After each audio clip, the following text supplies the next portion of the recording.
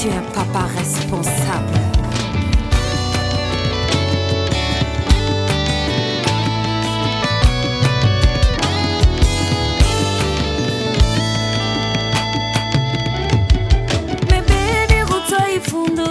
Mebedi ruto bakeme, mebedi ruto ifundu tatu wepushimento yalla oh. Mebedi ruto ifundu tatu, mebedi ruto bakeme, Ruto bakeme,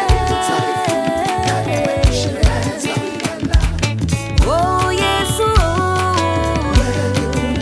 umumbuli, oh Yesu.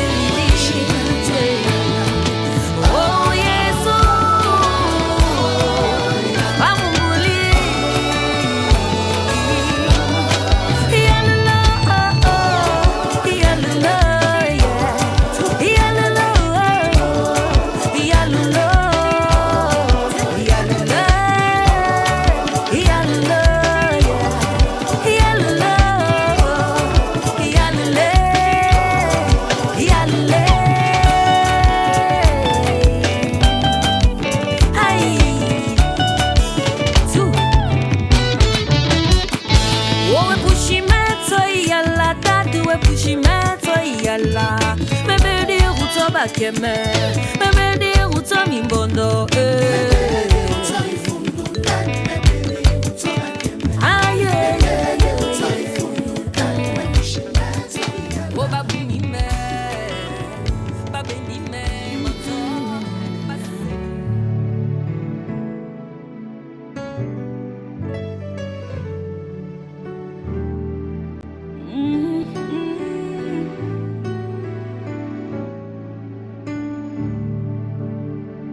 Oh mes amis, écoutez-moi, j'ai quelque chose à vous dire.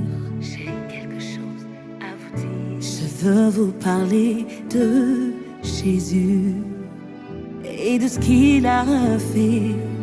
Il l'a fait dans ma vie. Il est mort à la croix pour me sauver. Moi mas mabimeme sukunyutame tonjinande. Il a inscrit mon nom dans le livre de vie. Il a ôté la honte qui pesait sur ma tête. Oh, oh, oh. Il m'a fait du bien et je ne sais pas comment le raconter. Oh, oh, oh, ce n'est pas fini. La Bible dit qu'il a annulé les actes dont les ordonnances me condamnaient. Il m'a donné la victoire sur mes ennemis. Sabir wena, ouais, semaine c'est là. Ouais, semaine c'est là. C'est ce que mon Dieu fait. Bonsoir, bonsoir peuple de Dieu. Bienvenue à notre merveilleuse émission Parole de Dieu. Je suis le pasteur Damien et je suis invité par notre merveilleuse web TV Gabon annonce.org. Nous bénissons Dieu pour ce temps de parole, ce temps de partage où nous le croyons. Dieu va nous faire beaucoup de bien comme il a l'habitude de le faire à chaque fois qu'un homme de Dieu est invité ici. Dieu va vous bénir, Dieu va vous visiter de façon spéciale par sa parole. La Bible dit dans le psaume 107, au verset 20, ils crièrent à l'Éternel et il envoya sa parole. Sachez que lorsque Dieu envoie sa parole, c'est pour répondre à nos vies, à un besoin dans nos vies de façon spéciale, c'est pour nous faire du bien. D'ailleurs, lorsque le peuple a crié à Dieu, Dieu a envoyé Jésus et la Bible dit que son nom est la parole de Dieu. Alors, nous allons partager aujourd'hui quelques mots, un thème assez spécial que Dieu a placé dans mon cœur pour nous, pour chacun de nous, et je vous prie de vous disposer, ouvrir vos cœurs à la parole de Dieu parce que je crois que Dieu nous fera du bien de façon merveilleuse encore ce soir. Le thème de ce soir, c'est « N'oublions pas l'essentiel ». N'oublions pas l'essentiel. Alors que tu prends un stylo, un cahier pour écrire ce que Dieu te dira aujourd'hui, nous allons commencer ce message. Nous sommes dans Hébreux 2 au verset 1. Hébreux 2 au verset 1. La Bible dit, c'est pourquoi nous devons d'autant plus nous attacher aux choses que nous avons entendues, de peur que nous ne soyons emportés loin d'elles. C'est pourquoi nous devons d'autant plus nous attacher aux choses que nous avons entendues, de peur que nous ne soyons emportés loin d'elles. Et les Hébreux à qui Paul écrivait ce message dans cette merveilleuse épître aux Hébreux étaient des personnes qui, au fur et à mesure de la marche chrétienne, au fur et à mesure des difficultés, au fur et à mesure des combats liés à la marche chrétienne, au fur et à mesure des insatisfactions, des problèmes, des challenges, de toutes les choses qu'ils pouvaient vivre au quotidien, même des persécutions, avaient commencé à oublier les choses essentielles, avaient commencé à être emportés loin des choses qu'ils avaient entendues au commencement. Ils avaient, pour certains, commencé à s'attacher à d'autres choses, à s'attacher à une autre vie, à s'attacher à un autre message, à s'attacher à une autre parole. Ils avaient commencé, pour certains, à rechercher des choses qui n'étaient pas des choses qu'ils avaient cherchées au début des choses. Et Paul dit, nous devons nous attacher aux choses que nous avons entendues au commencement, de peur que nous ne soyons emportés loin d'elles. Et à travers la bouche de votre serviteur, Dieu nous dit aujourd'hui, chacun de nous, à vous qui nous suivez et à nous qui sommes ici, nous devons veiller à nous attacher aux choses essentielles, à nous souvenir des choses essentielles, à nous souvenir des premières choses que nous avons entendues, des choses qui font du christianisme, des choses qui rendent la foi chrétienne puissante, différente de toutes les autres foi, différente de toutes les autres religions, des choses qui font en sorte que Dieu s'est engagé à nous soutenir dans cette marche, dans cette parole, dans cette œuvre que nous faisons pour la gloire de Dieu. Et lorsque nous parlons des choses essentielles, nous voulons commencer à dire pour faire asseoir le message, pour éclairer la compréhension de chacun, que l'essentiel ou les essentiels dont nous parlons sont le fondement sur lequel Dieu bâtit toutes choses. Lorsque nous parlons de ces choses dont nous allons parler aujourd'hui, nous devons nous souvenir que nous allons parler d'un fondement ou des choses qui constituent le fondement sur lequel Dieu bâtit toutes choses. Lorsque on commence à construire une maison, on commence par un fondement, une fondation. Et la hauteur de la maison, le plan de la maison et même la stabilité de la maison dépend de la qualité des fondations. La Bible dit dans 1 Corinthiens 3, 10 à 12, 1 Corinthiens 3, 10 à 12, c'est Paul qui parle, il dit, selon la grâce de Dieu qui m'a été donnée, il dit, j'ai posé le fondement comme un sage architecte et un autre bâti dessus. Mais que chacun prenne garde à la bâtière dont il bâtit dessus. Il dit, car personne ne peut poser un autre fondement que celui qui a été posé, Jésus-Christ. Il dit, il a posé le fondement comme un sage architecte. Avant de bâtir, il a posé un fondement. Et lorsque nous parlons d'essentiel, nous allons parler des choses qui constituent ce fondement sur lequel Dieu lui-même bâtit toutes choses. Et si ces choses ne sont pas en place, nous avons beau, en tant que chrétiens, nous aurons beau prier, jeûner, faire tout ce qui est à notre pouvoir, Dieu ne pourra pas ajouter des choses sur ce fondement. Lorsque nous parlons d'essentiel, nous disons deuxièmement, nous sommes en train de parler des choses principales qui nous donnent accès à toute autre chose dans le royaume de Dieu. Écoutez mes amis, dans le royaume de Dieu, il y a des choses principales et il y a des choses secondaires. Dans Matthieu 23, 23, le Seigneur dit aux pharisiens, vous payez la dîme de la nette, de la menthe et du cumin. Il dit, et vous oubliez ce qu'il y a de plus important dans la loi, la justice et toute autre chose. Il dit, voici ce que vous auriez dû pratiquer d'abord sans oublier le reste.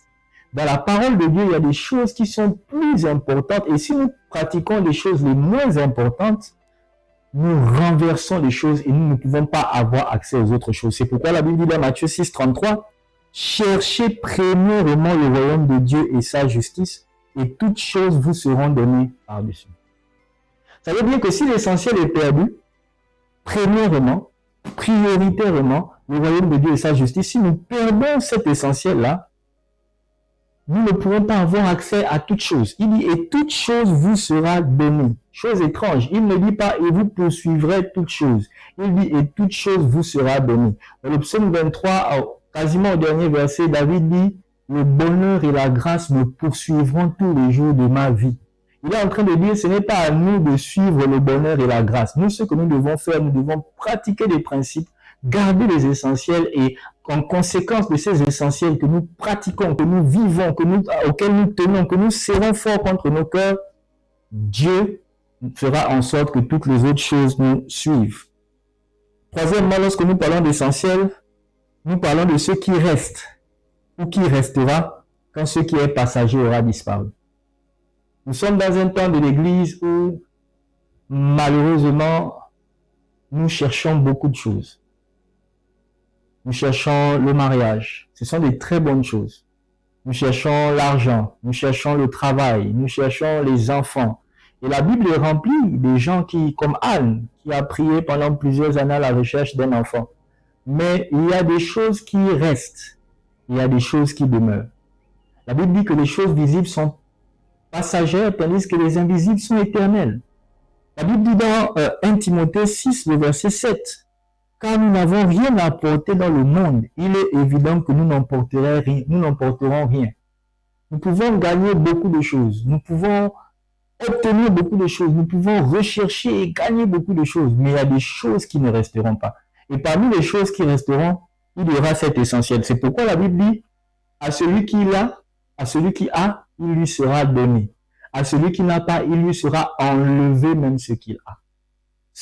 Lorsque la Bible dit celui qui a, lorsque le Seigneur le dit, ce sont les essentiels en question. Celui qui a les essentiels, Dieu ajoute. Mais celui qui ne l'a pas, Dieu enlève même ce qu'il a déjà. C'est pourquoi il est important que nous révisitions ensemble ces choses pour nous assurer que dans la vie présente et au dernier jour devant le Seigneur, nous ne soyons pas confus, mais que nous soyons plutôt heureux de garder des choses qui comptent vraiment pour le Seigneur Jésus. Et dernièrement, lorsque nous parlons d'essentiel, nous parlons de ce qui maintient stable et permanent tout ce que Dieu nous donnera. L'homme de Dieu, le pasteur Yannick Muti, qui est le pasteur principal des églises Saint-Paul au Gabon, nous rappelle souvent que ce qui s'obtient par la prière, se gagne par la prière. On peut obtenir quelque chose et le perdre après 10 ans, si on n'a pas un certain nombre de choses. Le perdre même après 5 ans, le perdre après 3 ans. On peut avoir une bénédiction. Saül avait reçu la bénédiction de la royauté. Il a reçu l'onction, il a reçu la grâce, il était roi, il a reçu l'élévation de la part de Dieu. Il est parti d'un simple serviteur dans la maison de son père et il a fini par devenir roi. Mais il a perdu la royauté. Pourquoi? Parce qu'il a manqué de conserver les essentiels. Nous disons essentiel, c'est ce qui maintient stable et permanent tout ce que Dieu nous donnera. C'est le fondement qui maintient stable et permanent tout ce que Dieu nous donnera. Matthieu 7, 24 à 27. Matthieu 7, 24 à 27. Écoutons cette merveilleuse parole de Jésus. C'est pourquoi quiconque entend les paroles que je dis et les met en pratique sera semblable à un homme prudent qui a bâti sa maison sur le roc. La pluie est tombée, les torrents sont venus, les vents ont soufflé et se sont jetés contre cette maison et elle n'est point tombée parce qu'elle était fondée sur le roc. Mais quiconque entend ces paroles que je dis et ne les met pas en pratique sera semblable à un homme insensé qui a bâti sa maison sur le sable. La pluie est tombée, les torrents sont venus, les vents ont soufflé et ont battu cette maison, elle est tombée et sa ruine a été grande. Il parle de 2 hommes. Les 2 ont 2 maisons. Chacun a une maison. Mais il dit que la différence entre les 2 maisons, c'est la fondation. L'un a bâti sa maison sur les essentiels. Et l'autre a bâti sa maison sur les choses non essentielles. Et il dit, malgré la bénédiction, la grâce d'avoir une maison, la grâce d'avoir une famille, la grâce d'avoir un foyer, la grâce d'être marié, la grâce d'avoir de l'argent, la grâce d'avoir la promotion, si les fondements ne sont pas là, Pour l'un qui n'a pas le fondement, lorsque le vent souffle, la maison est emportée. Lorsque le vent souffle, la chose est perdue. Et la ruine est grande, le scandale est grand, la honte est grande. Mais pour l'autre qui a bâti sa maison sur les essentiels, la chose demeure malgré les épreuves, malgré les attaques du diable, malgré les pressions de la vie. La chose que Dieu a donnée demeure. Et j'aime ce passage parce que la Bible dit, Jésus dit, il compare celui qui a bâti sa maison sur les essentiels comme un sage, un homme intelligent. Dieu, assis sur son trône, peut déjà faire la différence entre les personnes intelligentes et les personnes qui ne le sont pas. Il dit à l'autre, c'est un insensé, c'est quelqu'un de stupide. Il bâtit sa maison sur un fondement qui ne permettra pas à la chose de tenir. C'est pourquoi il est important de ne pas oublier des choses qui portent les autres choses. Des choses qui sont prioritaires. Des choses qui ne se perdent pas. Des choses qui ne peuvent pas être enlevées. Et ces choses sont les essentiels de la vie chrétienne.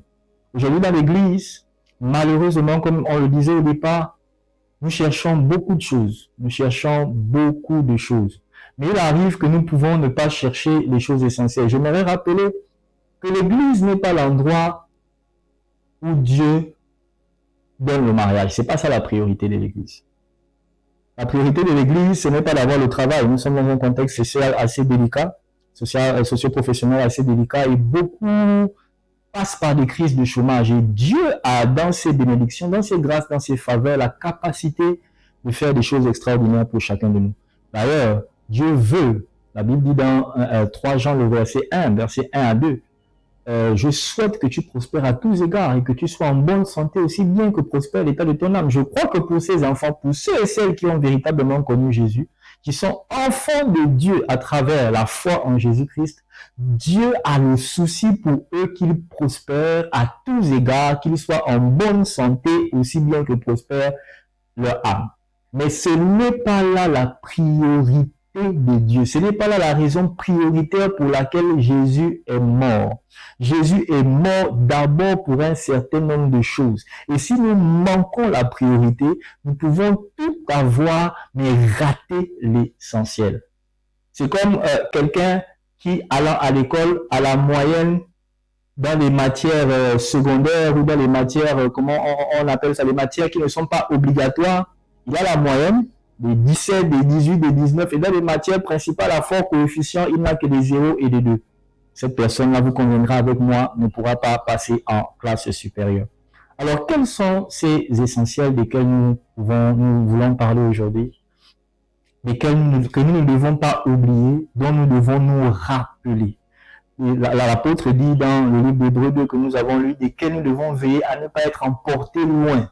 Nous devons veiller à ne pas être détachés de ces choses. Premier essentiel que nous allons noter, c'est une rencontre personnelle avec Jésus-Christ. Une rencontre personnelle avec Jésus est un essentiel. J'ai presque envie de dire c'est le plus grand de tous les essentiels. La Bible dit dans Matthieu 16, verset 28, « Que servirait-il à un homme de gagner tout le monde s'il perdait son âme? Ou que donnerait un homme en échange de son âme? » La rencontre avec Christ pour le salut est le plus grand de tous les essentiels. Lorsque nous perdons de vue que le christianisme est d'abord une affaire de salut, que l'Église est d'abord une affaire de vie éternelle, que prier, jeûner, ce n'est pas d'abord pour obtenir les biens de la terre, un succès terrestre et passager, mais c'est pour vivre avec Dieu pour l'éternité dans la nouvelle Jérusalem qu'il a réservée pour ceux qui l'aiment. Nous perdons de vue l'essentiel. Et que servirait à un homme de gagner le monde s'il perdait son âme? En lisant les Écritures cette semaine, j'ai été touché de voir à quel point Jésus, quand il annonce son retour, il a dit, lorsqu'il reviendra, ce sera comme à l'époque de Noé. Il dit les gens se mariaient leurs enfants, mangeaient et buvaient, et ils ont été surpris par le retour de Jésus. Et j'étais étonné de constater que manger, boire, se marier ses enfants, ce sont les choses qu'on recherche aujourd'hui en priorité. Ce sont les choses que tout le monde recherche.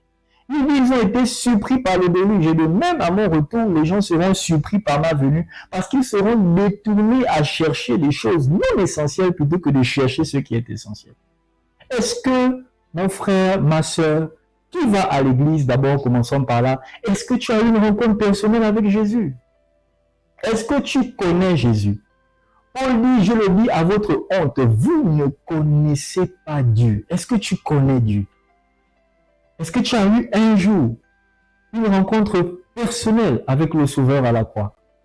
Beaucoup ont eu une rencontre personnelle avec les pasteurs que nous sommes, malheureusement. Ont une rencontre personnelle avec les églises. Ont une relation même plus, mais n'ont jamais eu de relation avec Jésus, n'ont jamais eu de rencontre avec Jésus. C'est triste que de voir beaucoup pour qui, et comme on le dira dans le deuxième essentiel, Jésus est juste une doctrine. Jésus est juste un ensemble de choses à faire et à ne pas faire. Mais il n'y a jamais eu un moment où Dieu a parlé à leur cœur de manière personnelle pour leur révéler son Fils Jésus. Et par conséquent, le salut n'a jamais été une expérience pour eux. Et Jésus dit dans Matthieu 7, on le lira plus tard, mais je peux déjà le citer maintenant. Lorsque je reviendrai, beaucoup me diront, Seigneur, j'ai fait ceci pour toi, j'ai fait cela, j'allais à l'église, j'étais chantre, j'étais, je sais pas quoi, protocolaire, j'étais même prédicateur, j'étais même pasteur. Il va dire, je ne vous ai jamais connu, retirez-vous de moi. C'est possible qu'au dernier jour, Jésus te dise, je ne t'ai jamais connu. Parce que tu n'as jamais eu une rencontre personnelle avec Jésus. Que tu sois seulement venu à l'église ou que tu sois seulement venu dans les voies de Dieu pour faire comme une transaction. Seigneur, je te donne mon temps, je te donne mes talents, je te donne mon énergie, et toi tu me donnes le mariage, et toi tu me donnes une femme, et toi tu me donnes un enfant. Mais Jésus dit, est-ce que tu me connais? Essentiel numéro 1, as-tu une rencontre personnelle avec Jésus? Je vais maintenant m'adresser aussi à ceux qui ont connu Jésus autrefois. Il dit, nous devons veiller à ne pas nous laisser emporter loin de ce que nous avons entendu. Certains ont reçu Jésus de façon merveilleuse, de façon glorieuse. Certains ont une rencontre glorieuse, puissante avec la parole de Dieu. D'autres ont même vu Jésus lui-même, comme Paul. Une lumière est venue du ciel, leur a apparu. Ils ont commencé à suivre de façon totale les voies du Seigneur. Ils ont presque renoncé à tout pour suivre le Seigneur. Et petit à petit, avec les années, avec les échecs, avec les boumins, avec toutes les frustrations et les blessures qu'on peut vivre quand on vit dans le monde, ils ont perdu de vue Jésus-Christ. Et la religion, la religiosité, la mort, si on peut le dire, s'est installée dans leur vie. Essentiel numéro 1, avoir eu une rencontre avec Jésus. Mais est-ce que toi qui as rencontré Jésus de façon puissante, tu vis encore les bénéfices de ta rencontre avec Jésus? Est-ce que Christ est encore pour toi une réalité? C'est vrai, nous allons en parler dans le point qui vient. Est-ce que la relation que tu as avec Jésus est encore vivante? Est-ce que Jésus-Christ est encore pour toi quelqu'un d'actuel? Ou c'est une histoire du passé? Beaucoup parmi nous chrétiens avons beaucoup d'histoires du passé, des années 80, 90, 2000, mais très peu d'histoires actuelles. Est-ce que Jésus est toujours quelqu'un de bien connu ou il est devenu avec le temps un inconnu? Peut-être même à cause de la bénédiction, peut-être à cause de tout ce que Dieu a fait de bien, le travail, la femme, les enfants. Jésus a été perdu de vue. Le retour de Jésus a été perdu de vue. La consécration à Dieu, l'amour pour Dieu, c'est éteint. La Bible dit que l'un des signes du retour de Jésus, c'est que l'amour du plus grand nombre se refroidira. Les chrétiens deviendront froids. La vie chrétienne ne sera plus une affaire d'amour, mais sera une affaire de religion. Mais pardonnez-moi de dire religion, mais je ne sais pas quoi dire exactement. Est-ce que l'impact de la rencontre personnelle avec Jésus est toujours présent? Deuxième essentiel, duquel nous devons veiller à ne pas être éloignés, nous l'avons déjà dit un peu, une relation vivante avec Jésus-Christ est un essentiel. Il n'y a pas de bonne vie chrétienne sans une relation vivante avec Jésus-Christ. Ça n'existe pas. J'aimerais te le dire, mon frère, ma soeur, il n'y a pas de christianisme sans relation vivante avec Jésus-Christ. La Bible nous appelle l'épouse. C'est vrai, on ne va pas rentrer dans beaucoup de discussions théologiques. L'épouse du Seigneur. Nous ne pouvons pas être une épouse qui n'a pas de relation vivante avec son époux. Vous savez, il y a deux positions spirituelles en rapport avec le mariage dans la Bible. La première position spirituelle, c'est la relation d'épouse. La deuxième position spirituelle, c'est la position dont nous parle Jacques dans son chapitre 4, je pense au verset 7. Il dit adultère que vous êtes. C'est-à-dire femme mariée, mais qui est intéressée par un autre homme. Et on peut être un chrétien, mais être un chrétien adultère. On peut être un chrétien et être un chrétien adultère. Et l'un des signes que nous sommes des chrétiens adultères, c'est l'amour du monde. L'amour du monde. L'amour du monde. Dès que les choses du monde commencent à prendre le pas sur notre relation avec Jésus-Christ, nous devenons des chrétiens adultères.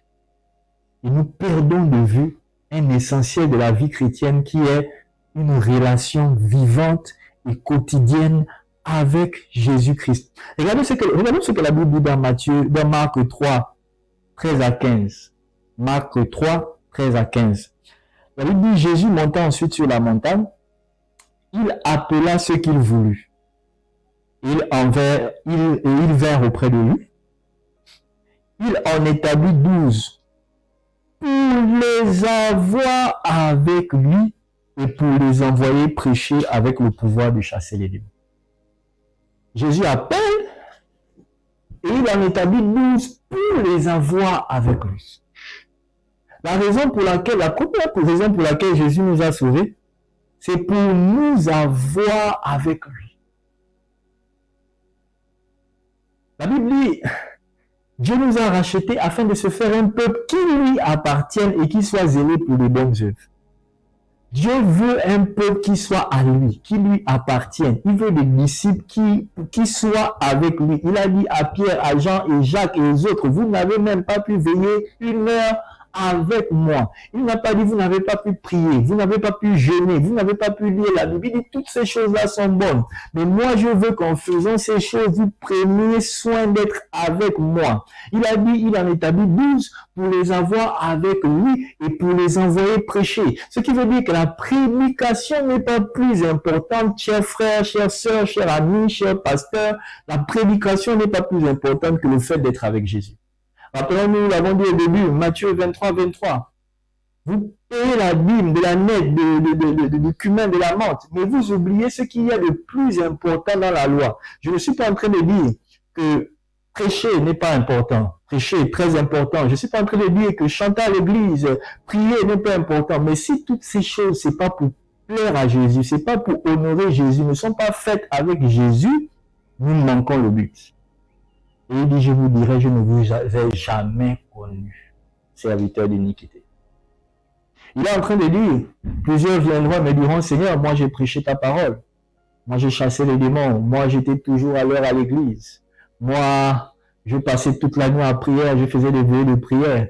Il te demandera, mais toi qui passais des veillées de prière, est-ce que c'était d'abord pour moi, pour mes intérêts, pour être avec moi, pour faire des choses pour moi? Ou c'était parce que tu voulais que quand tu chantes, quand tu tends la main comme ça, les gens tombent? Est-ce que c'était pour les intérêts de mon royaume? Ou c'était parce que tu voulais sortir, tu avais tellement envie de sortir de la pauvreté, tu avais tellement envie d'avoir une voiture, une Mercedes-Benz, que tu te sacrifiais pour la prière? Il en appela 12 pour les avoir avec lui et pour les envoyer prêcher. Quelle est la nature de ta relation personnelle avec Jésus? Quelle est la nature de ton intimité avec Jésus?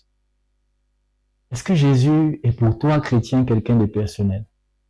Je ne cesserai jamais de le dire, Jésus n'est pas une religion.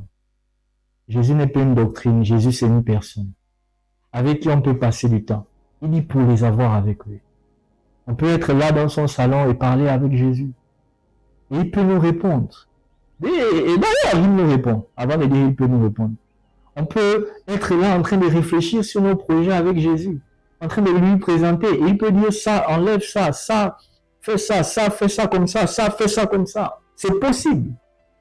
Écoutez, le christianisme n'est pas une religion. Le christianisme est avant tout une relation. C'est une relation d'obéissance d'un maître, d'un élève ou d'un disciple qui a connu un maître qu'il a rencontré de façon personnelle. Le christianisme est la seule, j'ai envie de dire en griffe, religion où tous les disciples ont le droit d'avoir une relation personnelle avec Dieu. Et sans relation personnelle avec Jésus, le christianisme perd son essence. Ça devient juste.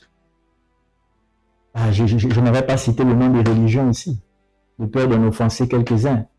Mais ça devient juste un ensemble de règles, des choses à faire, fatigantes, à ne pas faire.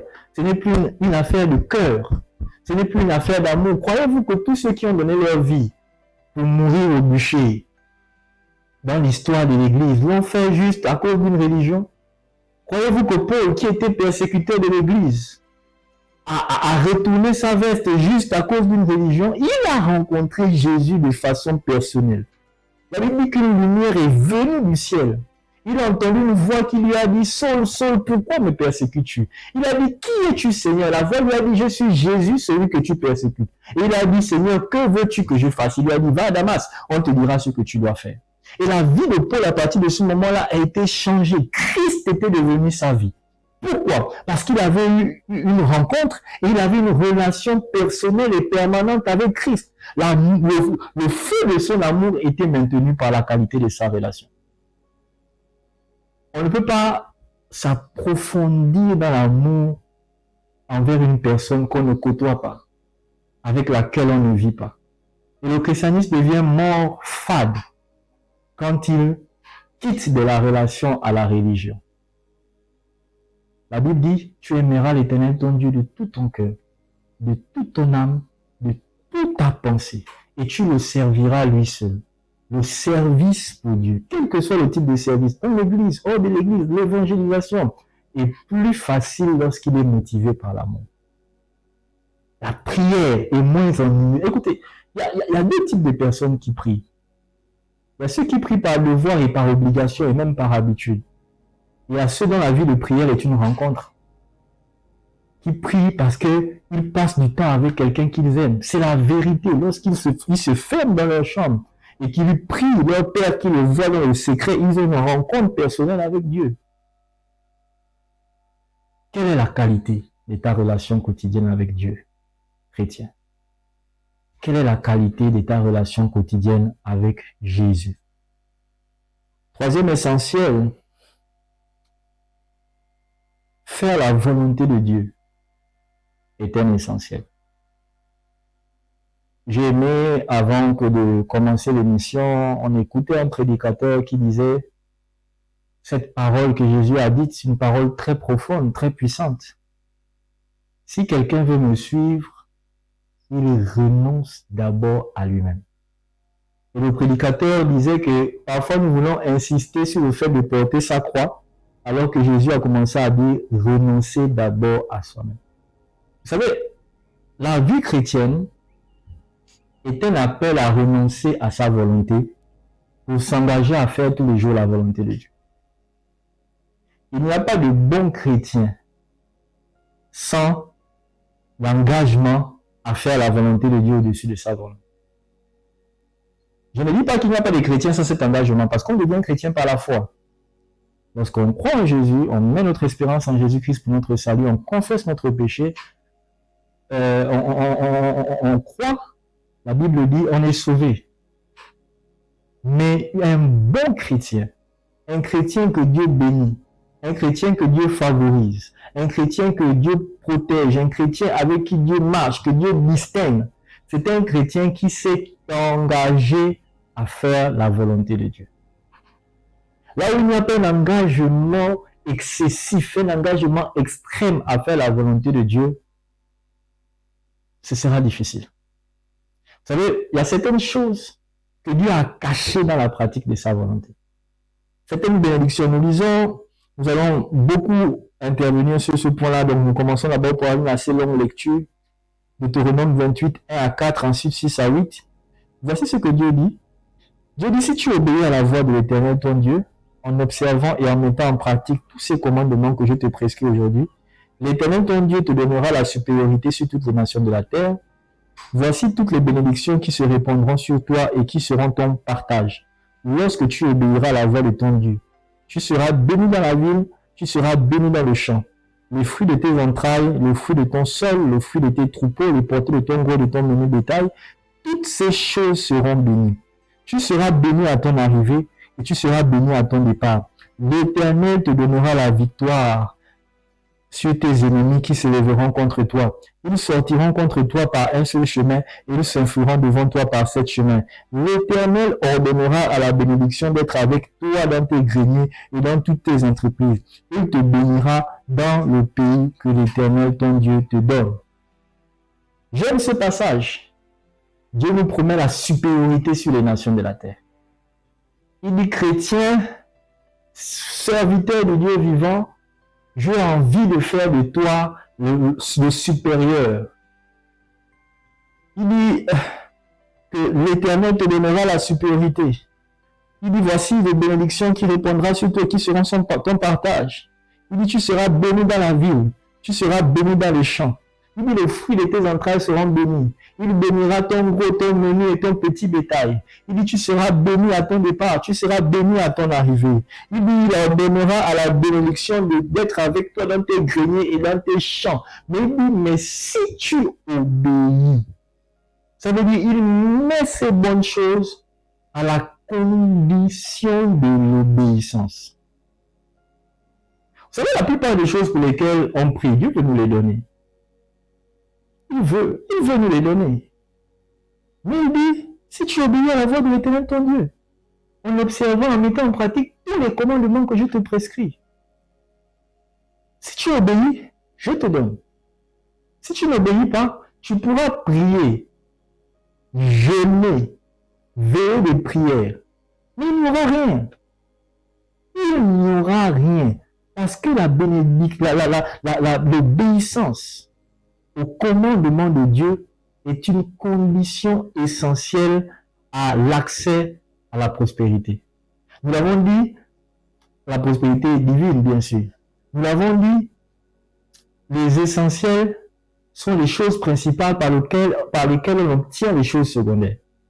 Ça veut dire, Dieu est prêt à ouvrir la porte, à donner la bénédiction d'être avec nous dans les greniers et dans toutes nos entreprises, dans le pays que l'Éternel notre Dieu nous donne, à la condition que nous obéissons. Et je voudrais qu'on lise ce passage de Genèse 26, 1 à 3 et 12 à 13, concernant Isaac, fils d'Abraham, qui a été un homme béni. Et nous allons parler de la bénédiction, de cette bénédiction. Nous allons voir comment Dieu l'a béni de façon exceptionnelle. La Bible dit qu'il y a eu une famine dans le pays. Outre la première famine qui eut lieu du temps d'Abraham, Isaac alla vers Abimelech, roi des Philistins, à Guérar. L'Éternel lui apparut et lui dit, ne descends pas en Égypte, demeure dans le pays que je te donnerai. Séjourne dans ce pays-ci, je serai avec toi, je te bénirai, car je te donnerai toutes les contrées à toi et à ta prospérité. Je tiendrai le serment que j'ai fait à Abraham ton père. Et au verset 12 à 13, écoutez cette chose fantastique. La Bible dit, Isaac sema dans ce pays-là, et il recueillit en une année le centuple, car l'Éternel le bénit. Cet homme devient riche, il alla en s'enrichissant de plus en plus, jusqu'à ce qu'il devint fort riche. Cette année-là, c'était une année de famine. C'était une année où il y a eu une grande famine sur toute la terre. La Bible dit que c'est cette année-là où Isaac a planté et il a récolté 100 fois ce qu'il avait planté. J'étais choqué en lisant ce passage. La Bible dit qu'en un an, Isaac est devenu 100 fois plus riche, malgré la famine. La Bible dit qu'il devint riche. Il alla en s'enrichissant de plus en plus jusqu'à ce qu'il devint fort riche. Mais quelle était la clé fondamentale de la richesse d'Isaac? Était-ce le marketing? Était-ce les théories d'Harvard économiques?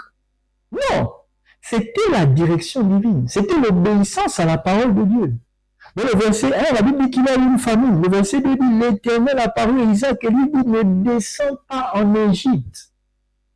Isaac voulait descendre en Égypte. Isaac avait son plan, il avait son projet, que je vais aller en Égypte, je vais aller là-bas, je vais semer et je vais récolter peut-être une ou deux fois ce que j'aurais semé. Il avait ses calculs, il avait son plan d'action, il avait son plan financier, il avait son projet déjà bien ficelé. Et Dieu, parce que c'était un homme qui avait à cœur d'obéir à Dieu, qui avait à cœur de faire la volonté de Dieu, Dieu lui a apparu et lui a dit, ne descends pas en Égypte. Ne va pas dans cette direction. L'homme de Dieu, le prophète Joël Francis Tatou a dit un jour, l'ignorance à la voix de Dieu ne nous conduira que dans la tragédie. J'aimerais parler à quelqu'un. Peut-être tu entends Dieu te dire ne va pas là-bas. Peut-être tu entends Dieu te dire ce projet-là n'y va pas. Ce mariage-là n'y va pas. Cette association n'y va pas. Cette chose ne la fait pas. Cette compagnie-là, elle n'est pas bonne pour toi. Et parce que tu es peut-être sentimental ou peut-être tu es dos au mur. Tu sais, tu te dis que si tu ne te jettes pas dans ce projet, tu n'auras plus rien. La rentrée arrive, les enfants, comment vas-tu faire? Mais l'ignorance à la voix de Dieu ne te conduira que vers la tragédie. Mais l'obéissance à la voix de Dieu est la clé divine d'accès à la bénédiction. Isaac, il y avait la famine là où Isaac était. Isaac aurait pu dire, mais ici tout le monde plante, rien ne pousse. Mais Dieu dit, non, ne va pas en Égypte. C'est vrai, l'Égypte, là-bas, le climat est bon. Là-bas, il y a des opportunités. Et ici, tout a l'air sec, tout a l'air contraire, tout a l'air contradictoire à ton plan, à tes projets, à tes besoins. Mais Dieu dit, reste dans ce pays-là. Ne descends pas en Égypte, demeure dans le pays que je te montrerai. Séjourne dans ce pays-ci. Je serai avec toi et je te bénirai. Et Isaac a obéi. Parce que Isaac a obéi, Dieu lui a donné en un an le bénéfice de 100 années. En un an. Quand je lisais ce passage, j'ai crié. Seigneur, est-ce que tu sais que l'obéissance peut faire en sorte que l'année prochaine, à la même date, à la même heure, tu ne reconnaisses plus ta vie? Toi qui te plains, qui dit je suis dans une chambre, j'ai 40 ans, j'ai 50 ans. Est-ce que tu sais que l'obéissance peut faire en sorte que le mariage que tu cherches, l'année prochaine, tu as le mariage, le travail, la voiture, une maison qui t'appartient. Je ne dis pas locataire, je dis une maison qui t'appartient. Je dis que tu as la possibilité d'aller dans tous les pays du monde comme tu veux. Tu as même un passeport diplomatique. Est-ce que tu sais que l'obéissance peut faire ça pour toi? L'obéissance peut faire en sorte qu'en un an, Dieu t'a tellement béni que toi qui envoies des appels monnaie de 1000 francs, 5000, 2000, il a dit il récolta le centime. Ça veut dire que tu multiplies 1000 francs fois 5. Maintenant, tu commences à envoyer les appels monnaie de 100 000, de 200 000, de 500 000. Pour toi, ça devient comme 1000 francs à cause de l'obéissance. Quelqu'un te pose un problème de 200 000, tu envoies, de 500 000, tu envoies. Pour toi, c'est comme si c'était 5 000 à cause de l'obéissance. Isaac, je suis sûr que même dans ses projets, même dans son plan financier qu'il avait fait, il n'avait pas calculé une telle rentabilité. Fois 100. Mais Dieu, même à l'époque au désert, a été capable de lui donner fois 100. Mais parce qu'il a obéi. Il a renoncé à sa volonté et il a mis en avant la volonté de Dieu. Il n'y a pas de grâce, de faveur dans ce royaume sans obéissance. Écoutez, le royaume auquel nous appartenons est un royaume de règles, de principes. Sans obéissance notoire à la volonté de Dieu. J'ai presque envie de dire une obéissance folle à la volonté de Dieu. Il est possible que nous mourions sans avoir obtenu ce pourquoi nous prions. Et je m'avais même dit que certains obtiendront par des voies détournées. Certains obtiendront. Mais certains n'obtiendront pas la mesure à laquelle Dieu avait prévu pour eux. Certains, en prenant d'autres chemins, obtiendront une certaine stabilité. Mais ne vivront jamais le bonheur que Dieu avait réservé pour eux. Reviens à l'obéissance, chrétien. Reviens à l'obéissance. Reviens à l'obéissance. L'obéissance simple de la parole de Dieu. Reviens à l'obéissance simple des Saintes Écritures. Dieu nous parle par sa parole. Reviens à l'obéissance de la parole. Reviens à l'obéissance à la voix du Saint-Esprit.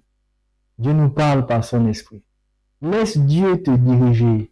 Laisse Dieu t'interdire des choses. Laisse Dieu te demander de faire des choses que tu n'avais même pas prévu de faire. Jésus a dit à Pierre, lorsque tu étais jeune, tu te saignais toi-même et tu allais là où tu voulais. Tu faisais ce que tu voulais. Mais lorsque tu seras vieux, tu tendras simplement les mains et quelqu'un d'autre te saignera et te mènera là où tu ne voudras pas. Il arrivera des jours où Dieu nous demandera, dans sa parole ou par la voix du Saint-Esprit, de faire des choses qu'on ne voudra pas. De demander pardon à qui nous ne voudrons pas demander. Mais est-ce que tu sais que cette parole du Saint-Esprit te disant, on va demander pardon, peut être la clé qui ouvre la porte de ton mariage? J'écoutais un pasteur, le pasteur Yannick Diati, dire que beaucoup de personnes ne sont pas mariées aujourd'hui. C'est le manque du pardon qui en fait en sorte qu'elles ne sont pas mariées, qu'elles ont gaspillé des relations. Que si tu avais écouté le Saint-Esprit qui te disait pardonne, pardonne, malgré le fait que cette personne ait péché gravement, pardonne, tu serais peut-être marié aujourd'hui. Et cette personne-là, peut-être tu te rends compte que cette personne qui t'a blessé, cette personne qui t'a trahi, cette personne qui t'a mal parlé, elle est maintenant mariée, elle a été transformée, touchée par le Saint-Esprit, Dieu l'a stabilisée, Dieu lui a fait du bien, la personne est heureuse dans ton ménage, mais toi tu es toujours célibataire. Et ce n'est pas le diable. Ce n'est pas le diable. Vas-tu enfin écouter la voix de l'Esprit? Isaac avait son plan, mais Dieu avait un meilleur plan pour lui. Dieu avait un meilleur plan pour lui.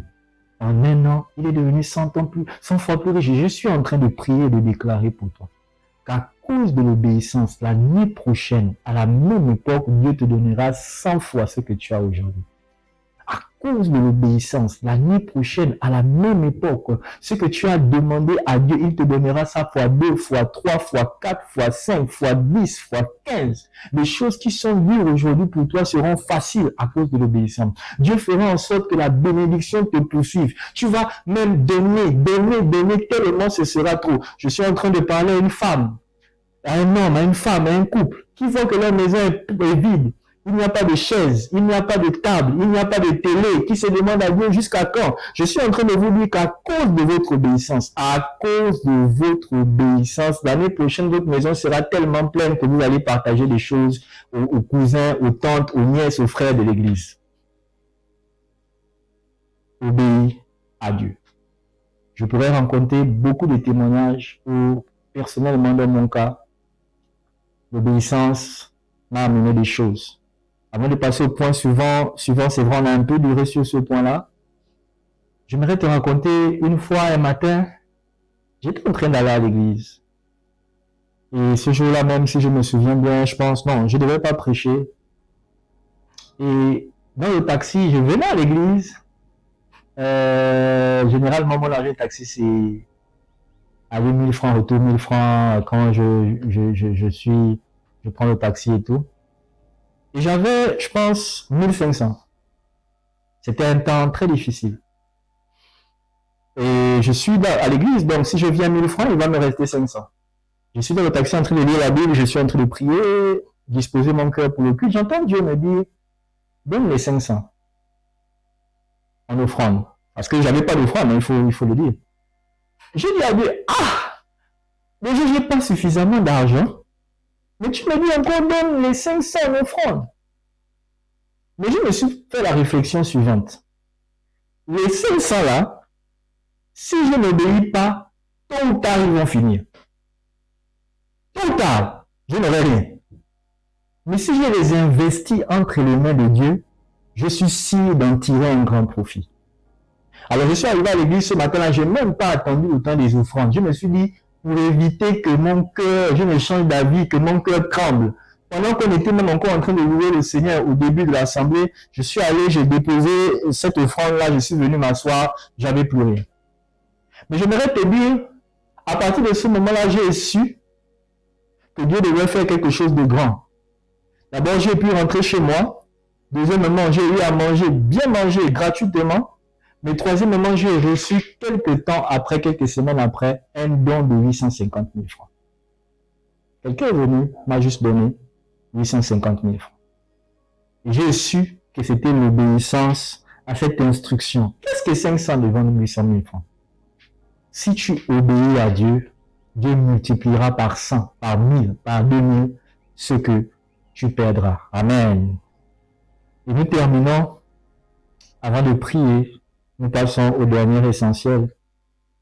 Le dernier essentiel, c'est la piété. La piété est un essentiel. La Bible le dit dans 1 Timothée 4, verset 8. Exerce-toi à la piété. Il dit car l'exercice corporel est utile à peu de choses, tandis que la piété est utile à tout. Il dit, ayant la promesse de la vie présente et de celle qui est à venir. Il dit la piété, Dieu a caché dans l'exercice de la piété les promesses de la vie présente. Ça veut dire qu'il y a des choses qu'on ne peut pas avoir dans la vie présente sans la piété. Et de la vie des promesses de la vie qui est à venir. Qu'est-ce que nous entendons par piété? On peut simplement remplacer la piété par la crainte de Dieu. On peut simplement remplacer la piété par la sainteté. Simplement. Vous savez, la sainteté est une force. La sainteté est une force.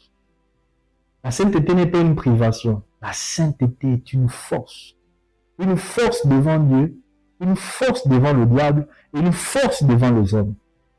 La sainteté est une voie d'accès aux promesses de Dieu. Lorsqu'un homme choisit le péché, lorsqu'un chrétien d'autant plus choisit de vivre dans le péché, choisit de vivre dans le mensonge, choisit de vivre dans la désobéissance au principe clair de la parole de Dieu, il se ferme les portes lui-même. La Bible dit l'exercice corporel. Lorsque j'entends exercice corporel, c'est vrai dans le sens premier, c'est d'abord le sport, c'est la gymnastique, c'est le mot qui est utilisé.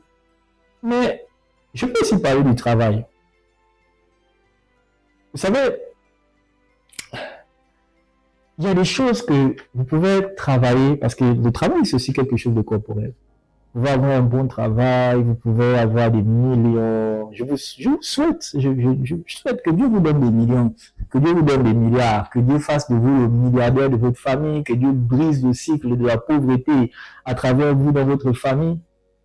Mais il y a des choses que l'argent ne peut pas acheter. Il y a des gens qui sont dans les hôpitaux, l'argent ne peut rien faire pour eux. La médecine ne peut rien faire pour eux.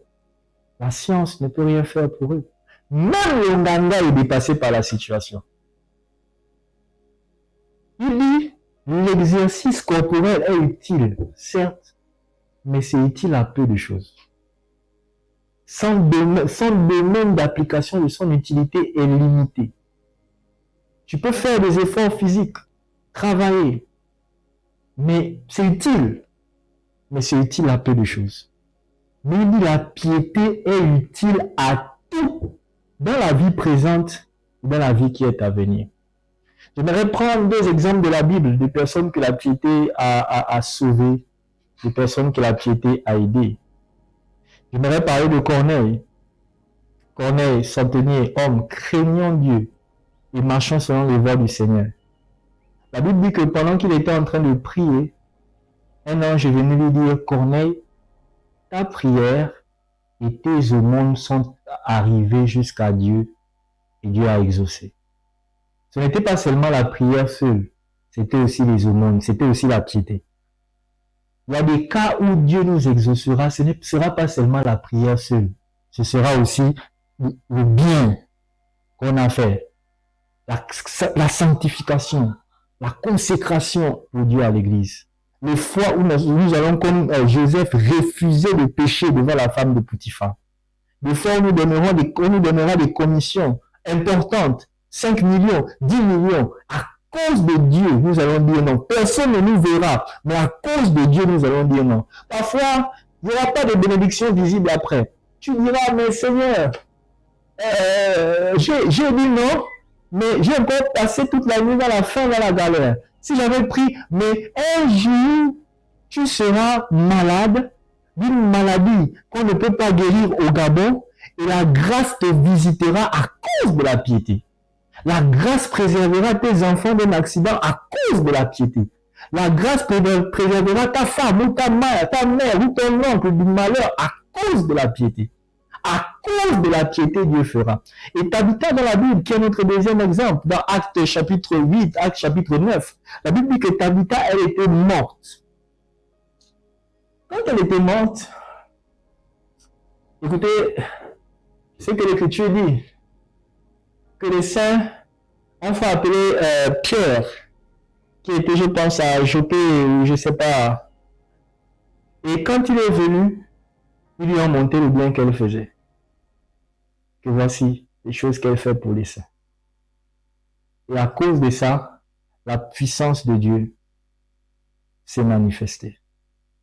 J'aimerais te dire, n'abandonne pas la piété. C'est difficile, mais n'abandonne pas la piété.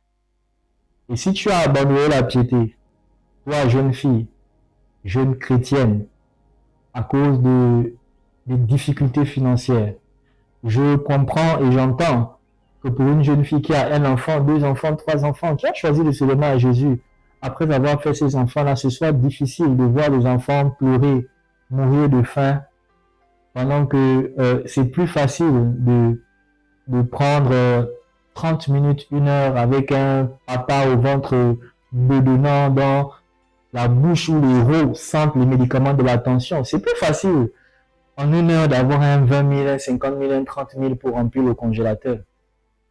Mais la piété te préservera de plus que de la faim. La piété te préservera de la mort. Peut-être toi, à cause du chômage, tu as commencé à rentrer dans un business fou. J'aimerais te dire, reviens à la piété. Jeune fille, reviens à la piété. Jeune garçon, reviens à la piété. Papa, toi qui as commencé à tromper ta femme, parce que elle n'est plus ce qu'elle était avant. Avant, elle était de forme généreuse, elle était... Voilà. Et tu te donnes peut-être la raison. J'aimerais te dire, reviens à la piété. Maman, toi qui as commencé à tromper papa, parce qu'il n'est plus aussi performant qu'avant. Avant, c'était un athlète dont l'efficacité était redoutable.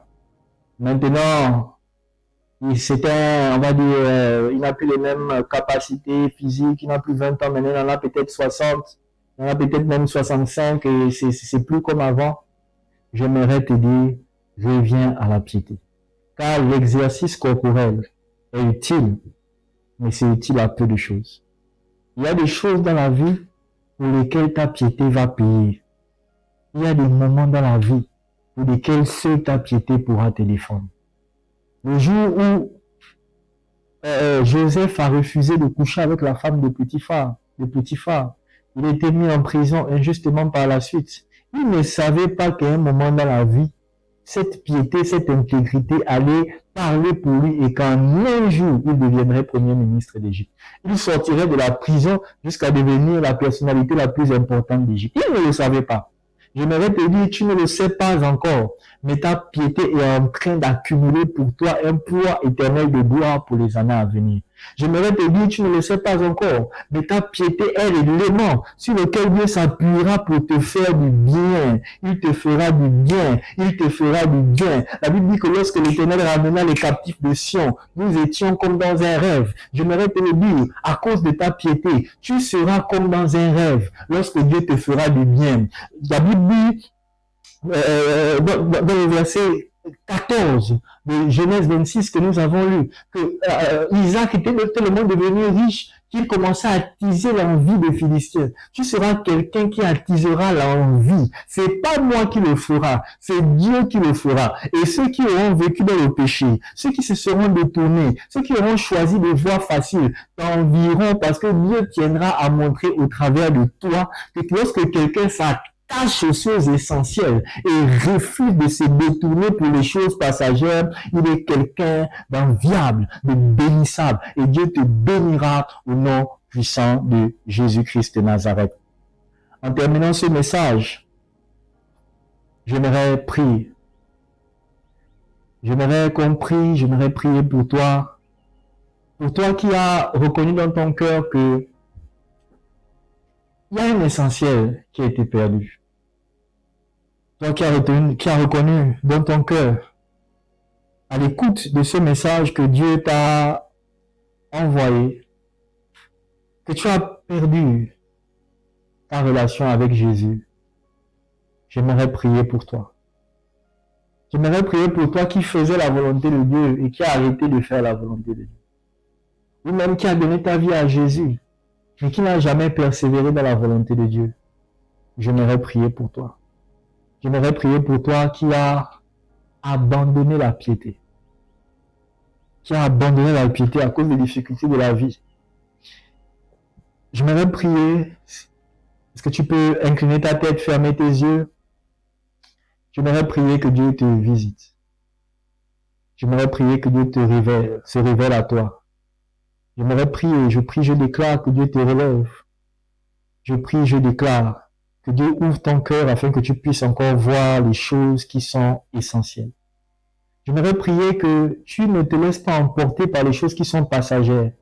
Que Dieu te montre que ces choses passent. Lorsque Asaph enviait les païens, il disait, les païens prospèrent toujours, c'est eux qui n'ont pas Jésus, c'est eux qui ne marchent pas dans l'intégrité, mais ils sont heureux, ils grossissent, ils mangent bien. Il dit, lorsque je regardais, la difficulté me fut grande, jusqu'à ce que je fus entré dans les sanctuaires de Dieu, et que Dieu m'a montré que leur fin sera selon leurs œuvres. Dieu les dérisera. Et je prie que Dieu ouvre tes yeux pour te montrer que ta fin sera selon la gloire. Et la fin des païens, la fin des injustes, la fin des méchants sera dans les temps de feu et de souffle. J'aimerais aussi prier pour toi qui n'as jamais eu de rencontre avec Jésus. Toi qui passais par là, invité par le Saint-Esprit, j'aimerais te dire, si tu es connecté, si tu es resté jusque-là, alors que tu n'as pas Jésus, alors que tu n'es pas un allant à l'église, alors que tu n'es pas forcément quelqu'un qui croit en ces choses-là. Et si tu as senti Dieu te parler, c'est un rendez-vous divin que Jésus-Christ, mon Seigneur, t'a donné. Et j'aimerais prier pour toi. Est-ce que tu peux fermer les yeux, baisser la tête et répéter après moi ces paroles? Seigneur Jésus, j'ai entendu ta voix et je me répands de mes péchés. J'ai compris que marcher selon les voies détournées ne me donnera rien, mais marcher selon ta parole me donnera tout. Voilà pourquoi je te prie, viens, prends le contrôle de ma vie. Je t'accepte aujourd'hui comme Seigneur et Sauveur personnel et je te donne ma vie afin que tu règnes à travers moi et pour être avec toi pour toujours dans l'éternité. Amen. Si tu as été touché, si tu as fait cette prière, nous avons certainement un numéro de téléphone qui va s'afficher. Signale-toi, appelle. Nous pouvons t'orienter vers une bonne église, vers un bel endroit où Dieu prendra soin de toi, où tu entendras encore des choses merveilleuses qui vont bouleverser ta vie. En terminant ces choses, j'aimerais simplement vous dire, c'était votre humble serviteur, le pasteur Damien Guémané de l'église Santo Vendo située dans la SNI. J'étais heureux d'avoir été l'instrument par lequel Dieu vous a béni et je bénis Dieu d'avoir opéré des choses merveilleuses ce soir. Que Dieu soit béni. Merci et bonne soirée à chacun.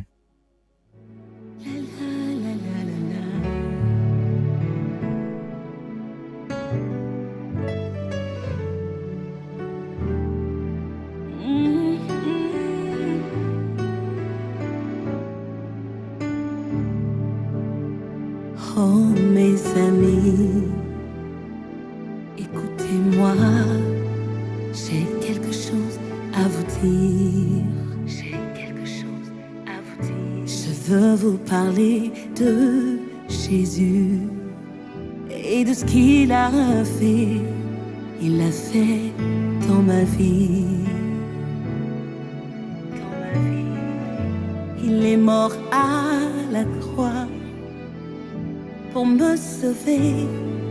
Moi mas mabimeme sukunyutame tonjinande. Il a inscrit mon nom dans le livre de vie. Il a ôté la honte qui pesait sur ma tête. Oh, oh, oh. Il m'a fait du bien. et je ne sais pas comment le raconter. Oh, oh, oh, ce n'est pas fini. La Bible dit qu'il a annulé les actes dont les ordonnances me condamnaient. Il m'a donné la victoire sur mes ennemis. Sabir wena, ouais, semaine c'est là. Ouais, semaine c'est là. C'est ce que mon Dieu fait. Oui, c'est ce qu'il a fait. Et je fais